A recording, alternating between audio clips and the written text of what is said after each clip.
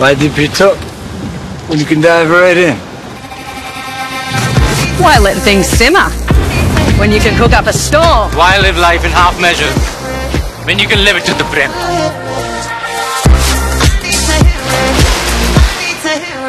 काय नेमकं ते एकजुटीचं प्रभाकर गारगेंची उमेदवारी दिली गेली आणि काय एकूण म्हणजे वाटतंय का की बाबा काय एकजूट आहे त्यांच्यात, काय तुम्ही म्हणताय तर नाहीये त्यांच्यात एकजूट काय? नाही, मुळात ही एकजूटच वेगळी आहे आणि अजेंडा नसणारी ही माणसं एका विशिष्ट द्वेषानं पछाडलेली आणि कुणाच्या तरी सांगण्यावरनं चालणारी ही माणसं आहेत आणि त्यांचा कुठला अजेंडा नसणारी ही माणसं, यांचा कुठलाच अजेंडा नाही आहे. ते एकत्र आले असं तुमचं म्हणणं आहे. ते फक्त तडजोडीसाठी एकत्र आलेले आहेत. एकमेकाचं अकाउंट सेटल झालं की हे सगळे एकत्र येतात. तेव्हा आता अकाउंट सेटल होत आलेले आहेत, अजून एक दोघांची राहिलेली आहेत आणि मग ती अकाउंट सेटल झाली की सगळेजण एकत्र येतील आणि एकत्र येऊन पुन्हा लढतील. अद्यापर्यंत पाणी प्रश्न तुम्ही 15 वर्षात सोडवू शकलेला नाही असा एक आरोप आता त्यांच्याकडून विरोधी गटाकडून होतो. म्हणजे अमोल कोल्हेंनी पण हा काल सभेमध्ये केलेला आहे. नाही, अमोल कोल्हेजी इथं आले, त्यांनी काय आरोप केला हे अमोल कोल्हेंना माहिती. ते मालिकेतले खेळाडू आहेत, ते जमिनीवरचे खेळाडू नाहीत. त्यांना जमिनीवरची माहिती त्यांनी घ्यावी मग बोलावं. दुसरा विषय आहे की पाणी आले का नाही हे मानखटावची जनता ठरवेल, तुम्ही कसं ठरवणार म्हणावं त्यांना. आणि मी सांगितलं ना की काल मी आपण असता तर मी सभेतल्या प्रत्येक गावाला उठून विचारलं होतं की तुमच्यात पाणी आलंय का. तेव्हा पाणी ज्या गावांना पोचलंय त्यांना पोचलंय, ज्या गावांना पोचतंय त्यांना पोचतंय, ज्या गावाला पोचणार आहे त्यांना पोचणार आहे. तर पाणी मतदारसंघात आले का, तर पाणी मतदारसंघात आलेलं आहे आणि त्या संदर्भातला निर्णय जनता घेईल. हे बेगडी पुढारी नाही घेणार आहे.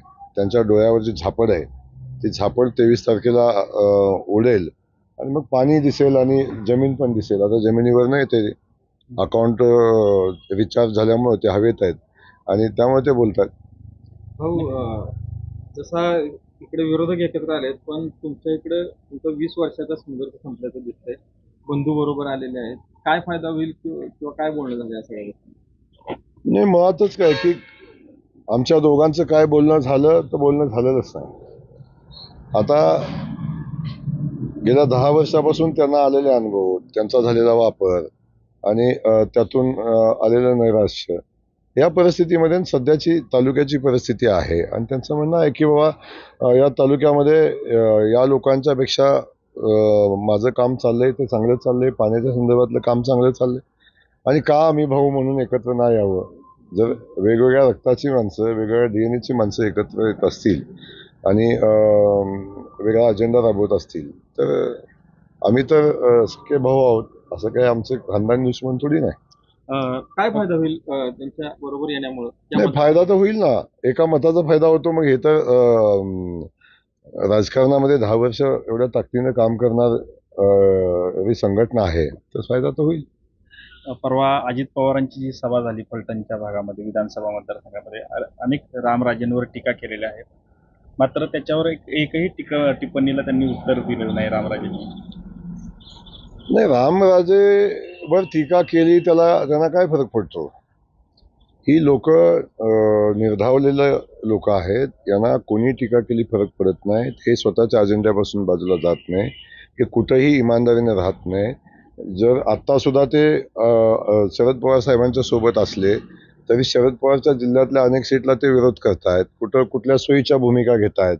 त्यामुळं रामराजे हा सगळ्यात डरपोक आणि सगळ्यात बैमान पुढारी आहे. त्यांनी आज तागायत कधी कुणाशी इमानदारीने राहिले नाहीत आणि कधी इमानदारीने कुणाला वागवलेलं नाही. त्यांना एवढं बाकी चांगलं ज्ञान आहे की कुणाला कुठं वापरायचं आणि कुणाला कुठं फेकून द्यायचं. ज्याचा वापर ज्या ठिकाणी करता येईल तिथं करतात, ज्याला फेकून द्यायचं फेकून देतात, अशा पद्धतीची भूमिका घेतात. पण आतापर्यंत हे पितळ उघडं पडत नव्हतं, कारण कायम सत्तेत होते, मंत्री होते, सभापती होते, त्यामुळे हे सगळं झाकून जात होतं. आता उघडं पडतं, एवढाच फरक आहे. शेवटचा एक प्रश्न आहे की विजयाची खात्री किती सांगाल तुम्ही आपल्या या मतदारसंघात? कारण विकास कामं झालेली आहेत, पण तरी पण तुम्ही तुमच्या मते काय सांगाल? माझ्या मते ही निवडणूक ही विकास कामावरची निवडणूक आहे. विकास काम पाणी वर्सेस द्वेष ही निवडणूक आहे. आणि या निवडणुकीमध्ये मी सांगितलं की खूप पुढे गेलेली निवडणूक आहे. जनतेनं निवडणूक हातामध्ये घेतलेली आहे. आणि मी खात्रीने सांगेन की या मतदारसंघातला जो विजय असेल, या मतदारसंघाची स्थापना झाल्यापासून आजपर्यंत जेवढ्या निवडणुका झाल्या असतील त्यातलं सगळ्यात उच्चांकी लीड या निवडणुकीत असेल असं मी खात्रीने सांगतो. आता शेवटच्या टप्प्यातला प्रचार यंत्रणा सुरू आहे आणि निवडून लागल्यानंतर गेल्या 15 दिवसामध्ये एकूण जो प्रतिसाद मिळाला आहे तो ह्या मान आणि खटाव मतदारसंघामध्ये अतिशय चांगल्या पद्धतीचा प्रतिसाद मिळालेला आहे. लोकांच्या मनामध्ये त्याच्यामध्ये बदल पाहिजे ही भावना आहे. याचं कारण आहे जे आश्वासन देऊन ज्या मुद्द्यावरती निवडणुका लढवल्या तो मुद्दा पूर्ण झालेला नाही हे लोकांच्या लक्षात आलेलं आहे. आणि ते होत असताना या तालुक्याचे प्रश्न बरेच आहेत. त्यावेळी पाणी प्रश्न आहे. गेले 50 वर्ष प्रश्न प्रलंबित हळूहळू प्रत्येकाने ज्या त्या वेळेच्या परिस्थिती सोडवण्याचा प्रयत्न केलेला आहे पण तो अद्यापही पूर्ण झालेला नाही. पण त्याचं भांडवल करून लोकांना फक्त निवडणुकीसाठी वापर करण्याचा प्रयोग गेल्या 15 वर्षे झाल्यामुळं लोकांच्या मध्ये त्यामध्ये रिॲक्शन आहे असं माझं या प्रचाराच्या निमित्तानं माझ्या लक्षात आलेलं आहे. मी 6 वर्षे विधान परिषद सदस्य होतो तेव्हा आम्ही त्यासाठी प्रयत्न केला. कोर्ट कचेऱ्यामध्ये जाऊन त्याच्यामध्ये या तालुक्याला न्याय देण्याचा प्रयत्न केलेला आहे. त्यामुळे इथं असणाऱ्या 21 गावाचा एक प्रश्न नव्यानं आहे. त्याच्याचबरोबर कल्लोण भागातला पाण्याचा प्रश्न आहे. मान तालुक्यात तुमचा उत्तर मान आणि वरकुडे मलवडी या विभागामधले प्रश्न नव्याने आपल्याला सुरू करावे लागणार आहेत. जुन्या केलेल्या उरमोडी तारळी जयगटापूर टेंबू याचा समावेश होऊन आपल्याला या तालुक्याचा पाणी प्रश्न सोडवणं हे काळाची गरज ही आहे आणि ते पूर्ण झालं पाहिजे. निवडणुकीपुरता मुद्दा घेऊन तो चालणार नाही आहे. मी एक अनेक क्षेत्रात काम करणारा कार्यकर्ता आहे. सहकारामध्ये या तालुक्यामध्ये गेले 25 वर्षे काम करतोय. ते करताना जिल्हा बँक असेल, जिल्हा ग्राहक संघ असेल, त्या चेअरमन म्हणून मी आज काम करतोय. या तालुक्यात असणाऱ्या विकास सोसायटीपासून खरेदी विक्री संघ, मार्केट कमिटी अशा असणाऱ्या संस्था हा दुष्काळी तालुक्यात सक्षम नाहीत. त्या सक्षम करण्यासाठी त्याची धडपड सुरू आहे. गाडगे साहेब, पण एकूण तुमच्या बरोबर असणारी जी टीम आहे ती तुमचं काम करत नाहीये. ती वेगळ्या पद्धतीनं तुम्हाला अडचण आणण्यासाठी प्रयत्न करते अशा पद्धतीनं. मला असं अजिबात वाटत नाही. कालच तुम्ही कार्यक्रम बघितला. निवडणुकीपूर्वी इच्छा असणं नाही, हे समोरच्या उमेदवाराकडून असा समोरचा उमेदवार हा प्रचार निवडणुकीचे पॉलिसीमध्ये किंवा त्यांच्या विचारसरणीप्रमाणे ते असा प्रयत्न करणार. पण मला त्याच्यामध्ये 100% खात्री आहे. आणि हा निर्णय हा विचार माझी उमेदवारी त्यासाठी झाली आहे. आणि हा विश्वास शरद पवार नाही की या सगळ्यांना बरोबर घेणारा यापैकी कोण उमेदवार असेल ते माझं नाव प्रभार गारगे म्हणून त्यांनी ते घेतलेलं आहे. त्यामुळं इथं असणारं तुम्ही महाविकास आघाडीचा उमेदवार आहे किंवा काँग्रेसचे मंडळी आता या आहेत, शिवसेनेचे आहेत, राष्ट्रवादी तर पक्ष पण बरोबर आहेत. पण इथे ॲडिशनल शेतकरी संघटनेवर पाठिंबा दिलेला आहे. मी ॲडिशन आहे त्यांचाही अर्ज होता तो मागे घेतलेला आहे. काल कोरोलीच्या कार्यक्रमामध्ये ज्यांनी अर्ज केला होता, इच्छा व्यक्त केली होती, सगळेजण हजर होते. ते म्हणण्याला काय अर्थ, एखाद्यावर फक्त गैरविश्वास दाखवणं काय घडण्यापूर्वी हे मला वाटतं अतिशयोक्तीचं ठरेल. आणि त्याच्याहीपेक्षा आजची निवडणूक ही गेल्या लोकांना जो झालेला त्रास आहे, शेतकरी या अडचणीत आलेला आहे, तरुणांना काम नाही आणि अशा याच्यामध्ये बेकारीचा प्रश्न महत्त्वाचा आहे, महागाईचा प्रश्न अडचणीचा आहे, तो लोक चिडून आहेत. तेव्हा लोकांनी उठाव केल्यानंतर कुणाला काय वाटतं, कुठल्याही उमेदवाराला काय वाटतं हे माझ्या दृष्टीने महत्त्वाचं नाही आहे. आणि त्याचं उदाहरण तुम्ही बघितलं असेल, फार मोठ्या धनशक्ती असणाऱ्या निलेश लंकेसारखा माणूस निवडून येतो. त्या अशाच परिस्थितीत ज्यावेळी लोक निगेटिव्ह अँगलनं जेव्हा बघतात सध्याच्या राजकारण्यांना आणि त्यावेळी त्यांच्याकडे भ्रमण्यास होतो, त्यावेळी भगरे गुरुसारखा माणूस, एक सामान्य माणूस सुद्धा खासदारकीच्या निवडून येतो. आणि त्यामुळं मला खात्री आहे की लोक ही निवडणूक हातात घेतलेली आहे आणि त्यामुळे विजय काय मला अवघड वाटत नाही. उलट या मतदारसंघामध्ये लावलेली सवय आणि त्यामुळे लोकांच्यामध्ये संभ्रम किंवा वातावरण होतं. कारण राजकारणात हौशे असतात त्यावेळी काही वर्ग त्यातला हा त्याच्यामध्ये असा विचार करतो की आपला काय त्यात स्वार्थ आहे, प्रसाद कोणाचा मिळतो. तर माझी खात्री आहे प्रसाद कुणाचा घेतला तर आशीर्वाद मलाच देणार आहेत ह्याची सुद्धा मला त्याच्यामध्ये खात्री 100% आहे.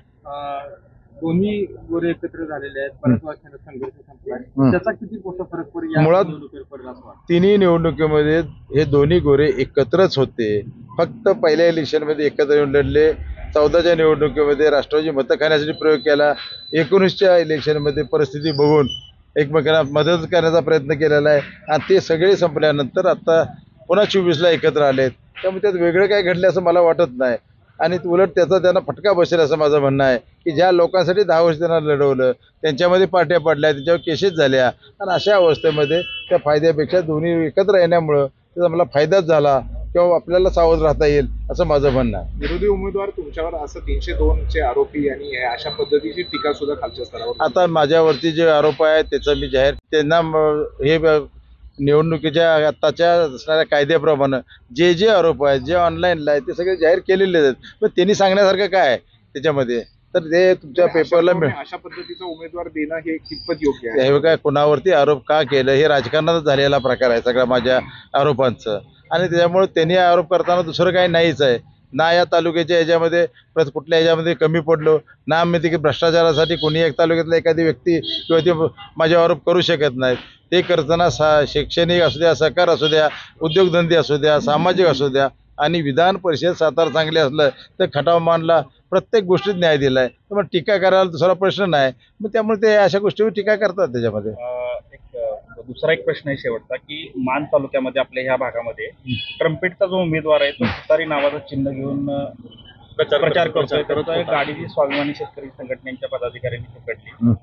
काय सांगाल अशा पद्धतीने जाहिरात काय असतं माहितीये का, ह्या निवडणुकीमध्ये निवडून येण्यासाठी वाटेल ती ही युतीच्या सरकारचं आता चाललंय. पण त्यातनं लाडकी बहीण असू द्यात किंवा अनेक योजना राबवणं निवडणुकीच्या आधी मतासाठी त्यातलाच एक भाग आहे. त्यामध्ये होताना जो उमेदवार उभा केला जातो तो उद्देश ठेवून मतं कमी करणं म्हणजे 50% मतं मिळवणं असा अर्थ घेऊन त्याच्यामध्ये त्यांना उभं केलं गेलेलं असावं असं माझं मत आहे त्याच्यामध्ये. आणि त्यामुळे तो प्रचार करतोय. त्याच्यावरती मी निवडणूक प्रचारात आहे. त्यांच्या लक्षात आलं की चुकीचा प्रचार करतात. सुप्रीम कोर्टाचा तसा आदेश आहे. त्यामुळे इथं असणारे चळवळीचे ते कार्यकर्ते आहेत ते त्यांनी ते पकडून देऊन त्यांची गाडी त्यामुळे माझ्या माहितीने बंद केलेली आहे. आणि काही बोगस गाड्या कारवाई झाली त्याच्यामध्ये. आता सुद्धा काही गाड्या न चेक करता काय म्हणजे लिमिटेड परवानगी मिळते, खर्चाला मर्यादा आहे, पण अशा बोगस गाड्या काय प्रचार फिरवल्या जातात. तर अशा जे सापडेल त्याच्यावर कारवाई करणं आणि ते निदर्शन आणून देणं प्रशासना हे कामच आहे आपलं त्याच्यामध्ये. चुकीच्या पद्धतीनं हा केलं जातं. कारण या निवडणुकीमध्ये तुम्ही बघितलं असेल की लोकांना एक अंदाज होता खटमानमधनं उभे राहिले तर प्रभाकर कृष्णाजी देशमुख उभे राहतील म्हणून प्रभाकर किसन देशमुख नाव आले त्या मशीनवर. दुसरा उमेदवार खटामध्ये उभा राहिला प्रभाकर घारगे राहतील. त्यांना प्रभाकर सापडलेलं दिसत नाही. त्यामुळे त्यांनी अमोल घारगे म्हणून नाव आलेलं आहे. त्यामुळे निवडणुकीच्या या तंत्रामध्ये आणि अशा पद्धतीचं ज्यांना ओपन जाहीरपणे असणारे जनतेच्या मनातली लोकशाही मान्य नाही अशा तांत्रिक दृष्ट्या निवडून येण्यासाठी प्रयत्न आहे तो त्यांचा.